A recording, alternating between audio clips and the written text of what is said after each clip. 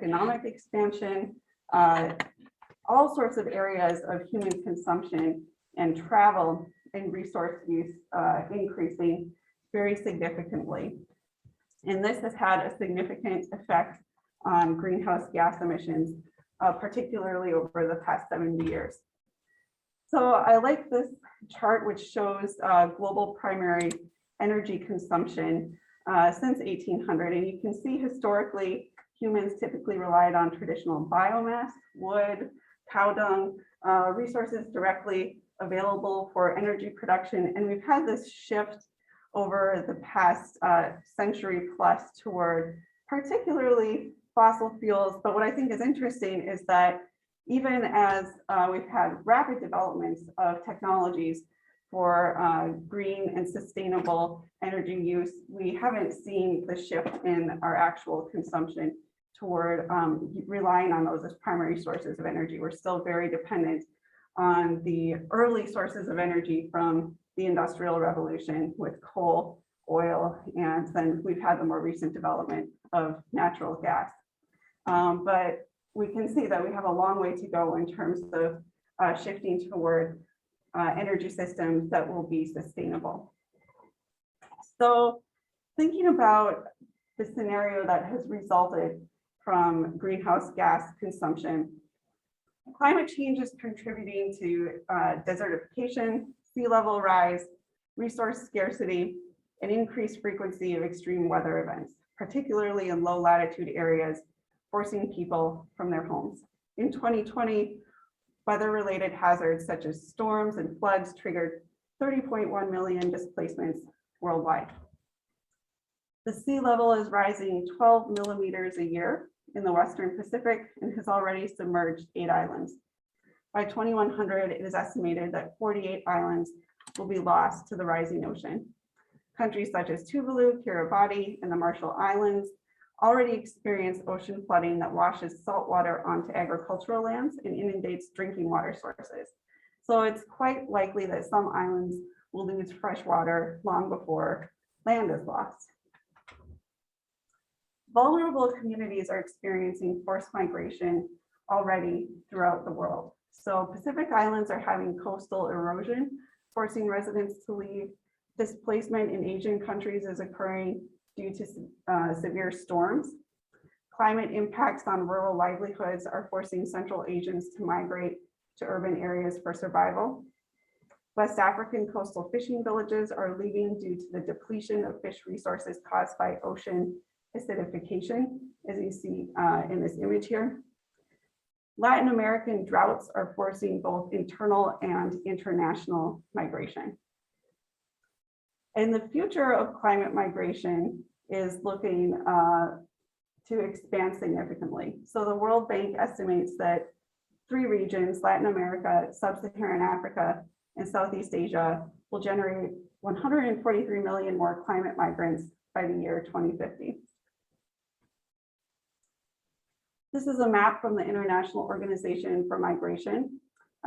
They have regional maps for all of the major regions of the world that are experiencing climate-related migration as a result of climate change. So I'd like to highlight on this map a couple of the key causes. So you have some climate change hotspots, and you have risk of desertification, more precipitation in some areas leading to floods that are preventing reliable growing of crops as populations have in the past relied upon. We also have some areas with less precipitation, again, impacting food production.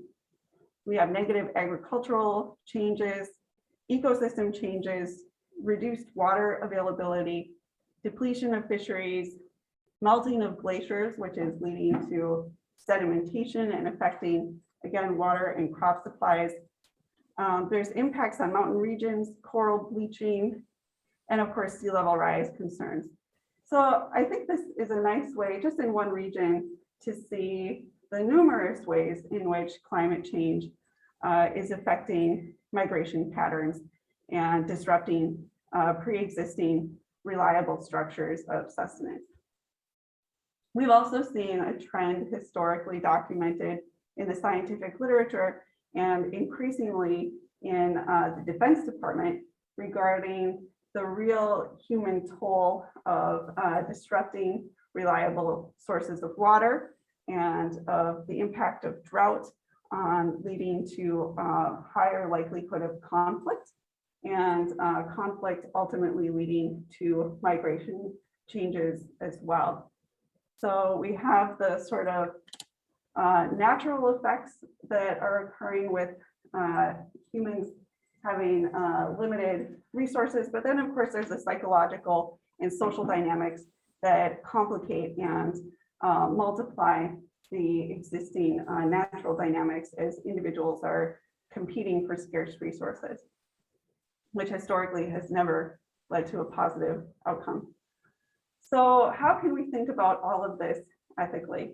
I think what is really challenging on topics such as this that involve marginalized global populations that tend to be invisible in societies such as ours and our typical power structures, we need to try to think very objectively in ethics. So there are a set of ways of doing this that ethicists have put forth that I think are essential, as we can try to bypass biases and prejudices and our failure to recognize the innate human rights and equality of all individuals. So first, being reasonable, not doctrinaire, listening actively to the voices, particularly the voices of those who don't have a powerful position in the world community, letting the best reasons determine judgments versus economics, politics, or other competing interests, remaining calm and optimistic in the face of controversy, but at the same time being realistic about the situations and choices that we face, and understanding that we don't necessarily have silver bullets here. And this is a problem that is going to require some level of active engagement in serious work.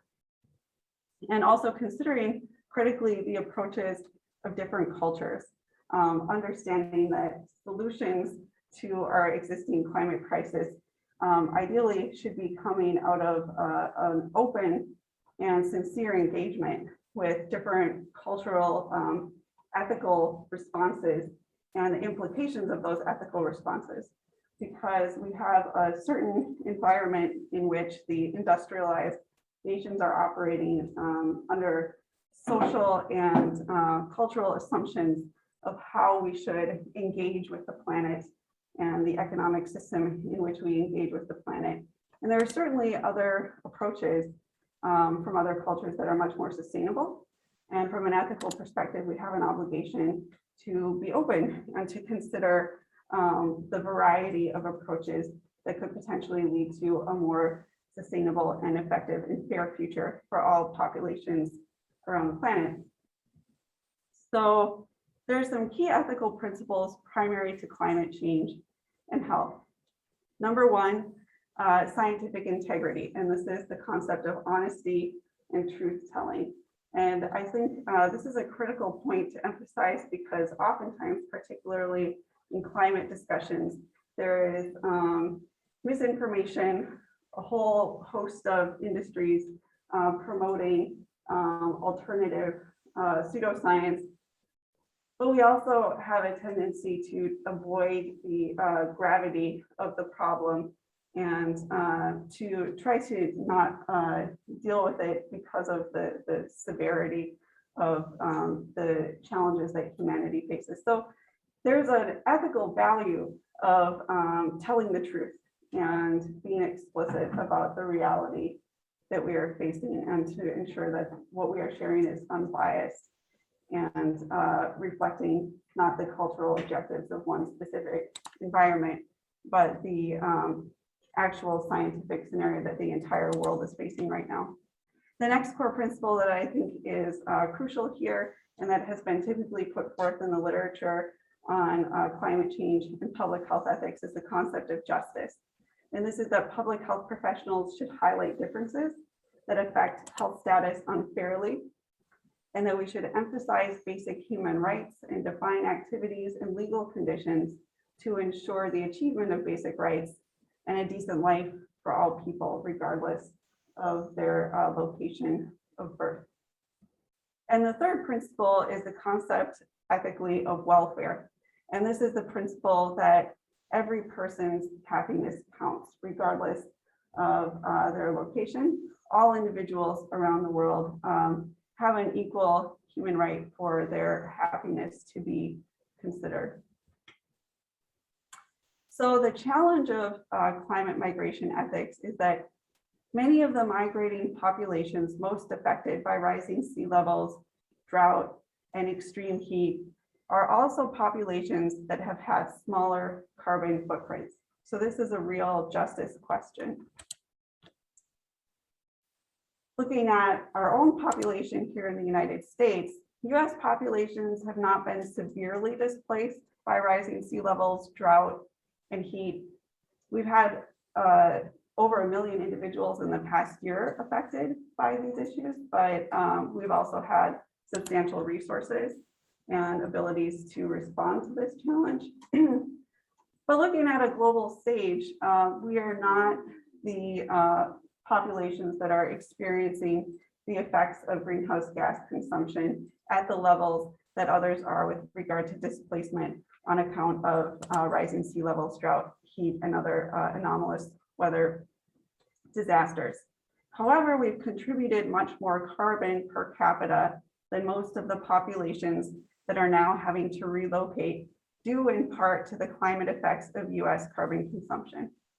And so this is a nice map looking at 2020 internally displaced populations from the Internal Displacement Monitoring Center. And so you can see that this is a problem that we feel, but again, given the economic capacities that we have to rebound from climate anomalies, we're not feeling the effects as severely as individuals with less resources available to them, but also we're simply not feeling, looking at the map, the effects as severely as some parts of the world. So it's a real problem of creating a problem without feeling and seeing the consequences of our actions directly in our day-to-day lives, to the extent that other individuals on the planet are. So thinking about the ethical value of scientific integrity, 700 million people are in the most vulnerable countries to climate change, including Afghanistan, Bangladesh, Barbados, Bhutan, Costa Rica, Ethiopia, Ghana, Kenya, Kiribati, Madagascar, the Maldives, Nepal, the Philippines, Rwanda, St. Lucia, Tanzania, Timor-Leste, Tuvalu, Vanuatu, and Vietnam. While these countries are most at risk, they are among the lowest contributors of greenhouse gases that are primarily responsible for human-caused climate change. So it's not just an ethical challenge, it's almost an irony, almost an ethical irony, that the individuals who are hardest hit by the effects of climate change are also those who are contributing least to the problem. These countries are also burdened with the double stress as they work to tackle internal climate-related hazards, including displacement.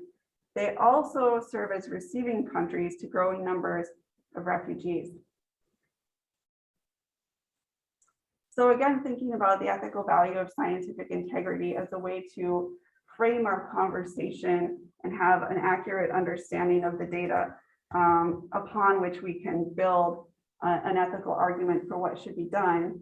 The top three sources of greenhouse gas emissions are China, the United States, and the European Union. And you can see in this chart, we're looking at tons per person of carbon consumption. And so the United States has among the highest per capita greenhouse gas emissions. And we also need to think about what is being covered in these types of measurements, okay? Because this is looking at per capita consumption, and we have typical dependence in the US on industries that are recorded typically in per capita consumption in the development of products, say in China, that are then shipped to the United States for consumption. So we're also, needing to be aware of the ways that other parts of the world are producing emissions, in part to reflect our demand for consumption. So thinking about climate change ethics at a global scale, nations that contributed least to climate change will be suffering the worst consequences. So this is a map that is adjusted on the top for billions of tons of carbon produced, and the nations are inflated to show carbon production. And then on the bottom, we're looking at the mortality per million in the population as a result of the effects of climate change.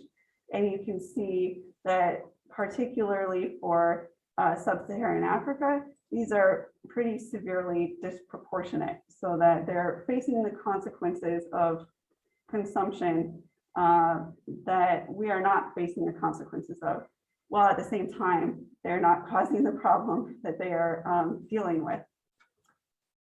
Similarly, you see this happening in South Asia, and if we are looking at the areas of the world that are going to be particularly vulnerable to sea level rise, a lot of that is in the Pacific region.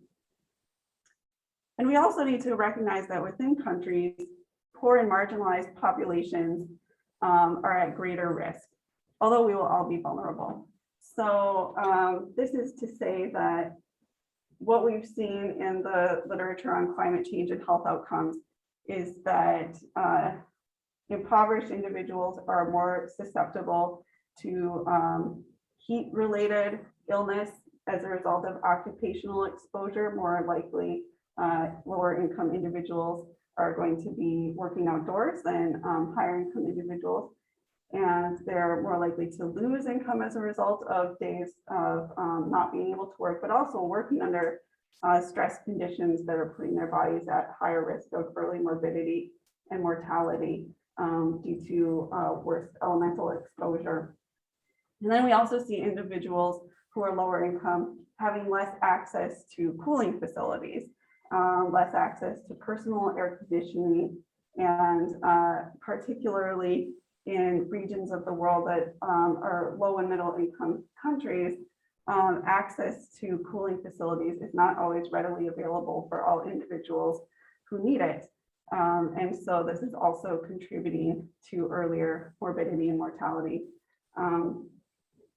But at a global level, we see this, and within countries, individuals at the earlier and later ends of the life spectrum tend to be more vulnerable physiologically, which is also to say that we all, as we age, will be more vulnerable to the experiences of particularly heat exposures, something to consider as well. So the principle of justice is the next ethical concept that is really critical to thinking about the ethics of climate migration. So according to the principle of justice, populations that produce greenhouse gases are responsible for the consequences of our actions. This is justice as fairness, and it's the same sort of justice principle that we see in our typical civil society laws, where you break it, you buy it. You violate the policy of society, you speed, you get a ticket.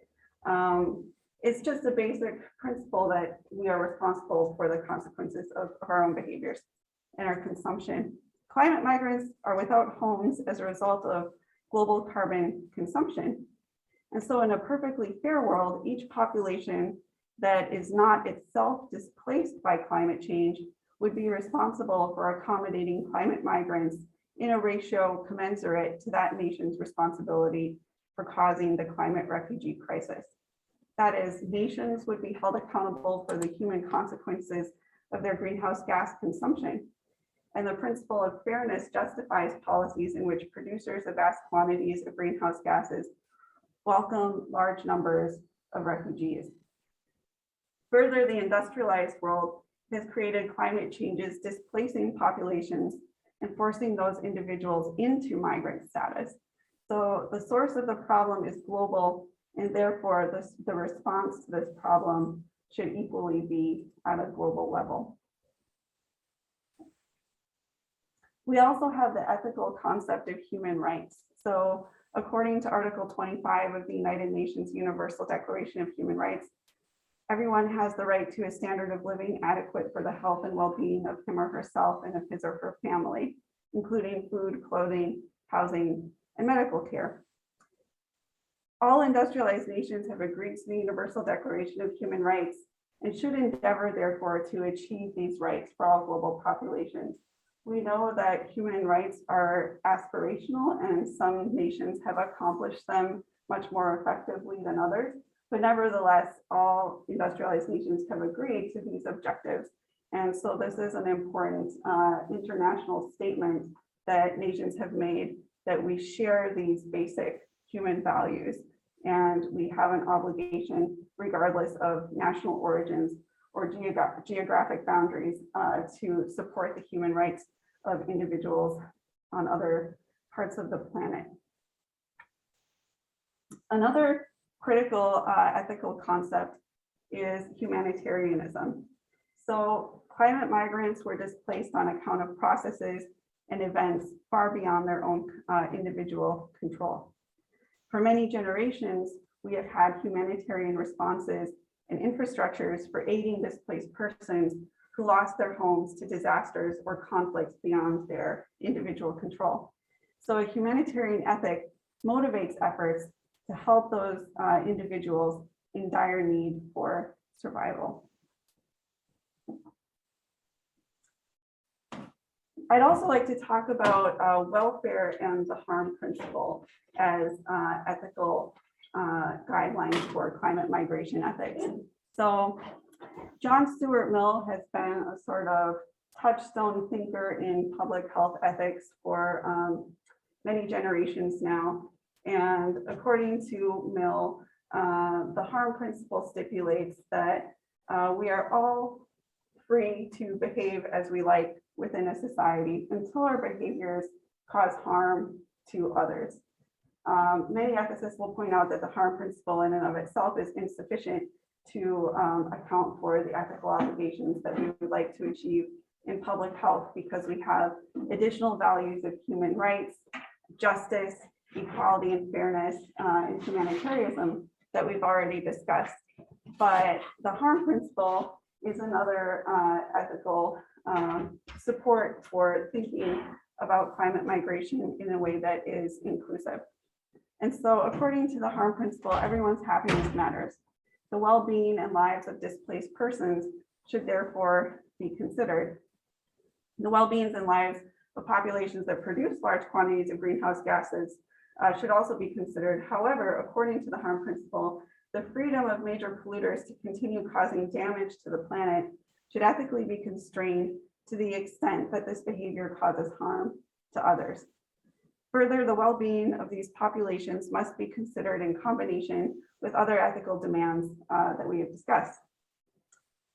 And I think there's an important, interesting aside to make, that while there is sound ethical justification for large greenhouse gas consumers to have an ethical duty to welcome climate refugees, interestingly and completely independent of this ethical justification, nations that have produced large quantities of greenhouse gases stand to benefit economically from welcoming climate refugees on account of their aging domestic populations, which is to say that even in this highly charged political climate where public health ethics intersect with the policy discussions, we have members of society who have taken stances of isolationism and closed borders, whereas even conservative economists have pointed out that aging high-income countries would stand to benefit from expanding their populations by welcoming international migrants to contribute to the economic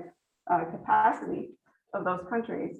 So this is a sort of response to the utilitarian arguments that are typically made as a sort of ethical response from those who oppose welcoming strategies, which is to say that there's been an argument that bringing in individuals to a society takes jobs from that domestic population.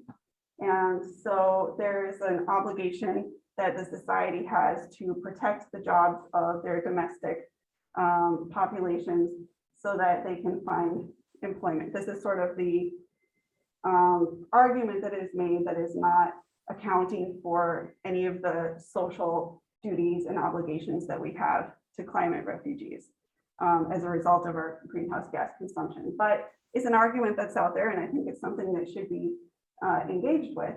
And interestingly, from even a utilitarian perspective, there is actually a good benefit to aging societies such as our own to bring in a broader work base to support our economy, because we actually don't have the domestic workforce to supply the demand that we have for employment, even within the existing economy that we have. So there's a really strong argument across all perspectives from the political spectrum for having a welcoming environment for the victims of global greenhouse gas consumption.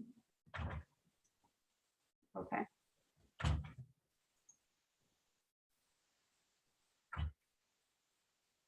So I'd like to close by asking the question then, given all of this information and all of these principles, what is our ethical duty to climate migrants? Major carbon producing countries such as the US, I would posit, have an ethical obligation to address the relocation needs of large numbers of refugees who are migrating due to the effects of climate change.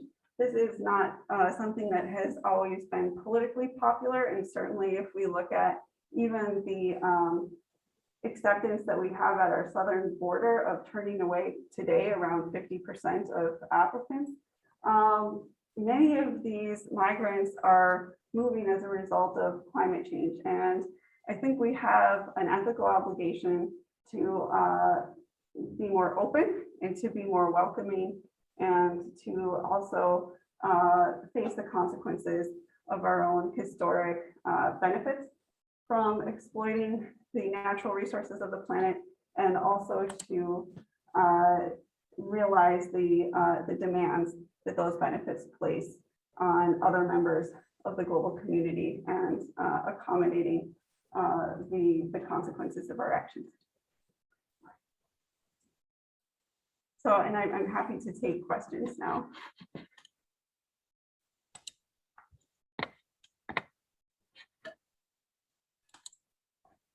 So I guess maybe, should we have people put questions into the chat, Laura, or in terms, is that? Yeah, chat or raise hand. Yeah, so I could start while people are thinking of their questions.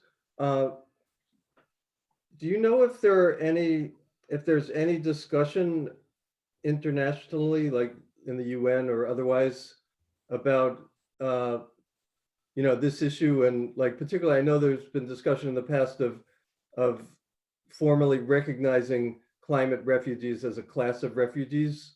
Do you know if that's going anywhere?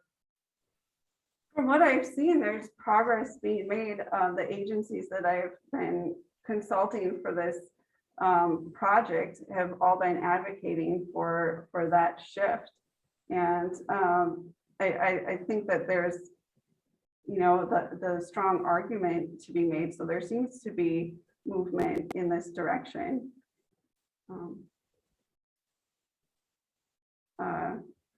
Dr. Kushner? Thank you so much, Laura. You're making a strong case for why the US has an obligation to welcome so-called climate refugees, and sort of building on what Rob just said. To my knowledge, there is no legal protection, right? The international law does not recognize climate refugees. So that, and my guess is, countries that are frankly quite reluctant, including the United States, to welcome any kind of refugees, political refugees, etc. I think there's going to be a lot of pushback, because if they add climate refugees to the list of refugees, all of a sudden they need to welcome, because they've signed the agreement, the Convention for Refugees, 1951. So I'm kind of trying to figure out how we can move forward with that. But another question I have is, a lot of these climate-induced migrants are actually being dislocated internally. So they're internally displaced people. So whether they're in Somalia, whether they're in Sudan, they're not, most of them, my guess is, are not leaving the country because they can't, but they're leaving their home. They go into an urban setting looking for jobs. So it makes it even more complicated in terms of US obligation. Should US be supporting the Somalian government, the Sudanese government, to take care of internally displaced people who were displaced because of, as you were mentioning, climate-related issues? We have a responsibility that we have caused to some extent. So the internally displaced people is something that I'm thinking about, in addition to international refugees who cross the border into another country. Thank you. Yeah, so I'll start with your second question first, and I completely agree. I think that all of the ethical arguments put forth with regard to bringing in migrants internationally across borders still applies for internal displacement, so that we have an obligation to assist with compensating societies that are paying environmentally for the consequences of our consumption.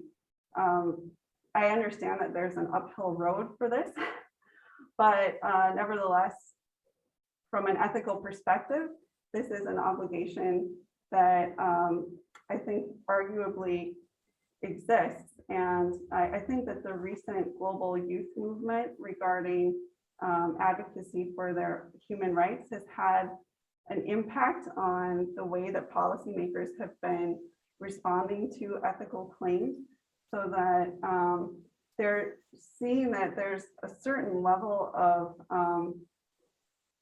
value-based accountability that policymakers should have. And there have been reactions even from the private sector in trying to reduce consumption as a sort of pay it forward to future generations. And I think having a broader voice for global populations that are internally displaced and also that are having to leave their nation altogether, whether it be lost to sea level rise or other extreme weather events that are making their home environment uninhabitable.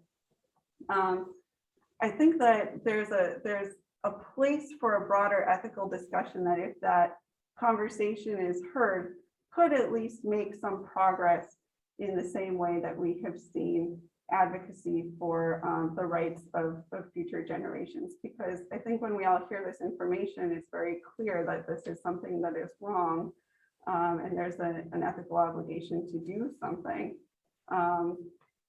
And so, my hope is that further discussion of this at an international level, so these populations are less ignored, can help to advance that.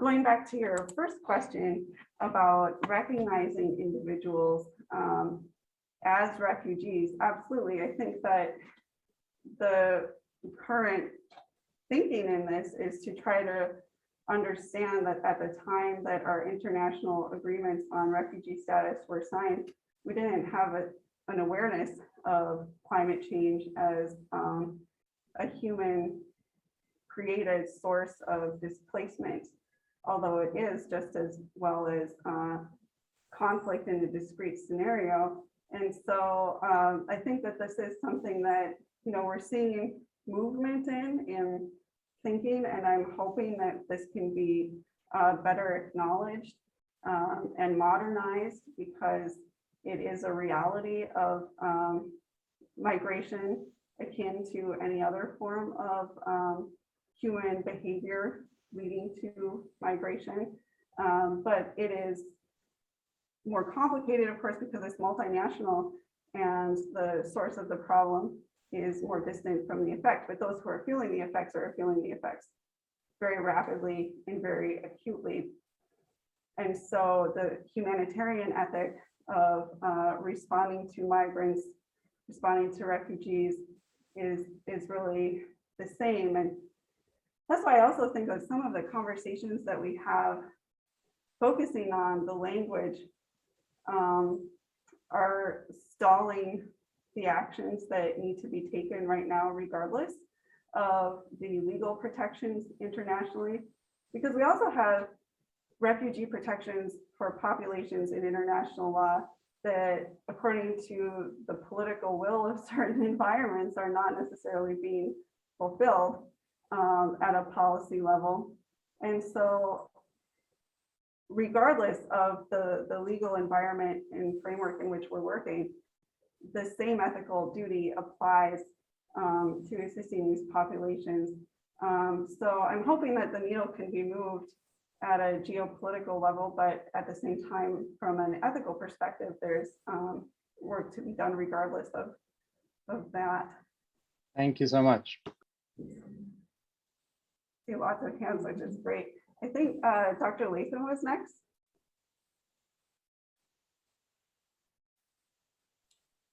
Hi, Laura. Thank you so much for this.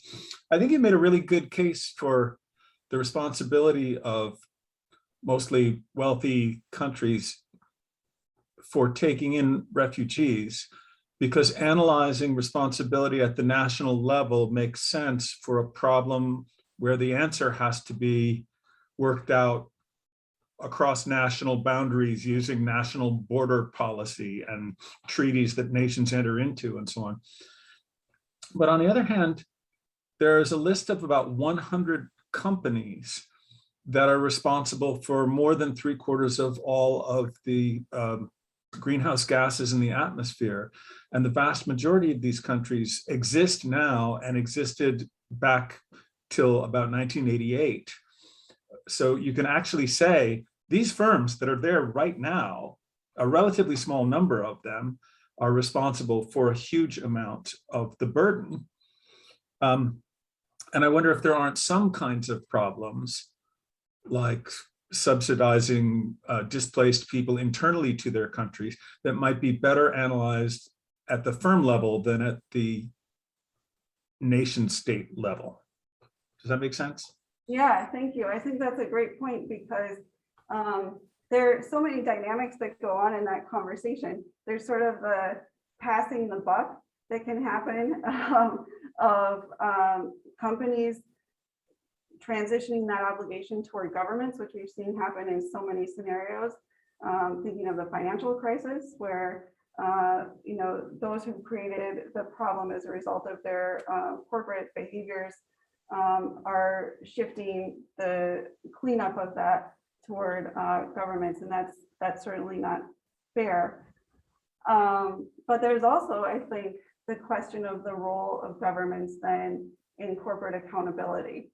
And this is something that we've seen not develop on this topic at all in the way that it could potentially, with regard to having some sort of tax-based system according to carbon production, carbon taxes that are then used to offset the human consequences of that production. There's a real missed opportunity, I think, there for using that resource. And then now we're seeing higher levels of internal corporate accountability as well, which I think is important. Certainly, public health students go on to work sometimes within industry as corporate accountability monitors, and industries are increasingly seeing that there is some economic personal benefit to be gained from having at least a green face. But I think at this point, we need to use all of the levers available to us. And I think internal forms of corporate accountability are useful. They're certainly not sufficient because of the conflicting interests that those individuals have in speaking up. You can only get so far when you're paid by someone who you're also holding accountable. But that said, that's still a mechanism and an avenue through which companies stand to look better to the public by doing something about this issue. So there, as you point out, there are multiple levers and ways that these objectives could be accomplished. I think the next question was in the chat. For the presentation, have you done any research into the effects of climate migration on modern slavery? That's a great question. Not personally, but I think that this is an area that needs more research. And we're also seeing, the tragic reality that today in the world, there are more human slaves living than at any time in history. And conditions of scarcity and demand for labor and resources are historically a pattern that we see continuing today, in which the absence of having reliable sources of income force individuals who are desperate into scenarios that are putting them into slavery, and even more commonly, a large portion of slaves today are children and families who are unable to support themselves in the ways that they historically have been, or more prone to sell their children into these contexts. So thank you. I really appreciate that question, because I think there's so much from an ethical perspective that is not making it into our everyday political conversations about climate change and the human rights of all individuals, and particularly those who are most vulnerable to exploitation in slavery, need to be discussed more as a part of this. And it certainly, I think, raises more attention of the severity of the challenge and the need for something clear to be done. Okay, the next question is, I don't see your full name. Dr. Rao. Hi, yes, Laura, thank you for the very important issues that you raised. I had two questions, if I may. I think you brought this up yourself. Most of the migrations that we've seen historically tend to happen into neighboring countries. So, from Sudan into Northern Africa, Bangladesh into India, and the same is expected from climate change as well. And I was just thinking that, are there other important mechanisms of operationalizing this obligation for redressal, rather than just taking in refugees into the countries? Like, I can't imagine, the number of people we're talking about. India expects millions from Bangladesh and millions in Africa to be moving. That taking people in is perhaps less important than addressing development needs in those countries, or helping neighboring countries that are expecting refugees to be able to deal with the crisis themselves. So that's one question. Second question, in the case of climate versus wars, where the harm is more direct, in the case of climate, arguably EU, the US, and China would want some kind of arrangement where they share the obligation to take in refugees, and so that they would want that to happen only under the grounds of some kind of international cooperation. Do you see the discussions moving in that direction? It's an easy way to pass the buck, as you said, but it is the case that the harm is much more distributed in the case of climate. And how do we deal with that? Thanks. Thanks. Two excellent, really important and challenging questions. So I think you're absolutely right with regard to the second point. As we've seen in our recent international climate agreements, our global major producers of greenhouse gases have been hesitant to participate and engage unless they know that their partners are also participating. So I think that in our future international meetings, we need to have further discussion of how all nations are going to play some role in responsibility for addressing both of the points that you raised. One, welcoming individuals, but also, on the other hand, helping nations that are having internal displacement to accommodate populations that are displaced. And of course, places like Bangladesh are going to be considerably losing land area to the rising sea levels as well. So we can anticipate pretty significant movement of populations that are going to need a multinational response. But I think you're absolutely right that there needs to be a geopolitical conversation in which there's a shared sense of responsibility being taken so that we're all doing our part, just as we have with any moderately successful international agreement in the past. A sort of quid pro quo is a bit of an ethical understanding as well. Thank you. Thanks.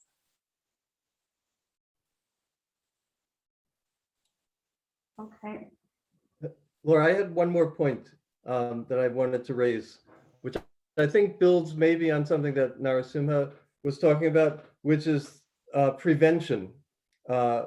Because as you know, when people migrate,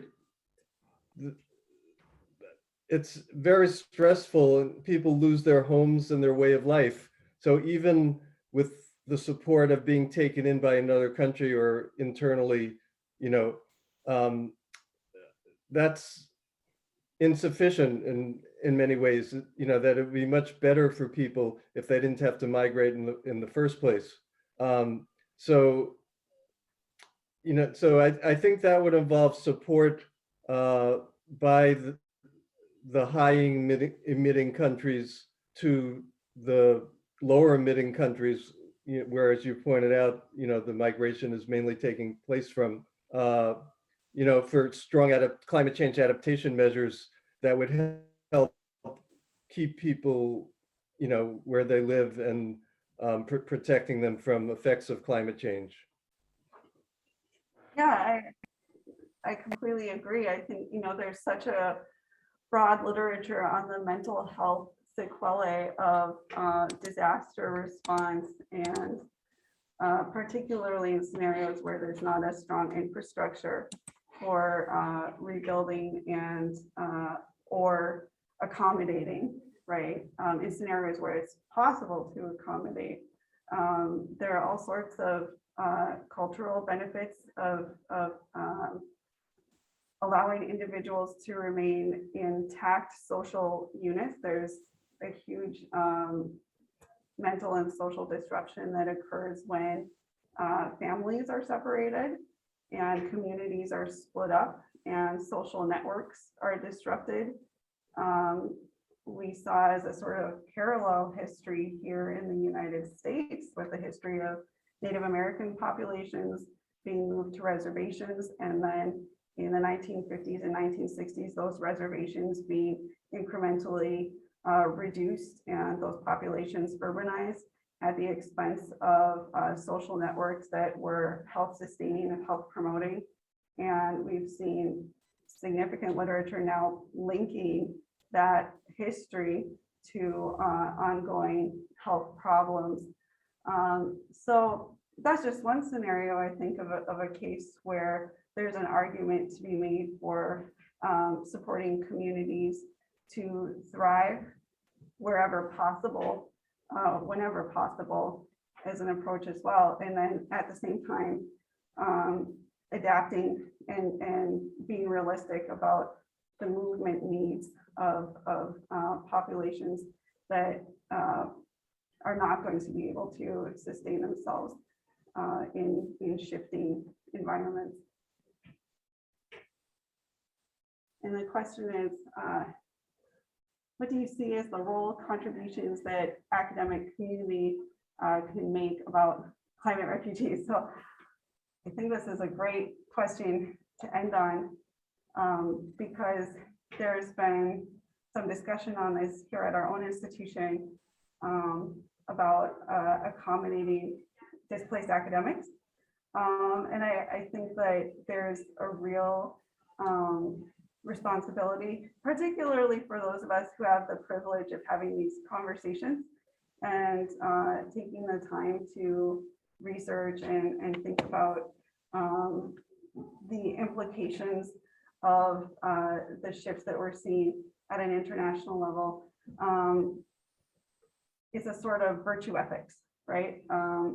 We talk about ethics at the political sphere, and then we talk about ethics at the individual level. The classic Aristotelian sense of virtue ethics. What are my individual character traits that I'm going to cultivate to live an ethically responsible life, and living as members of an institution such as this that could really stand to benefit from, and does benefit already from a very diverse and inclusive international faculty base. There's so much that we can learn from individuals who need a new place to be. And so I think that that's a great point, that an institution has an ethical obligation to think about how we can be a part of a solution to the problem, that we're also a part of a system that creates. We can't, of course, solve all of these problems as an institution, but we're not neutral. We don't exist in a vacuum. We're not separate from all of this discussion. We are a major employer, and so we do have an opportunity to provide employment and interactions and engagement and collaborative opportunities with individuals who can really help to enrich our learning, and also have some sort of compensation for the problems that societies such as the state of Connecticut have created. Okay, well, thanks, Laura, for an excellent presentation, for bringing up all of these important issues that we'll have to keep working on. Thank you, it's been such a pleasure. Okay, bye, everyone.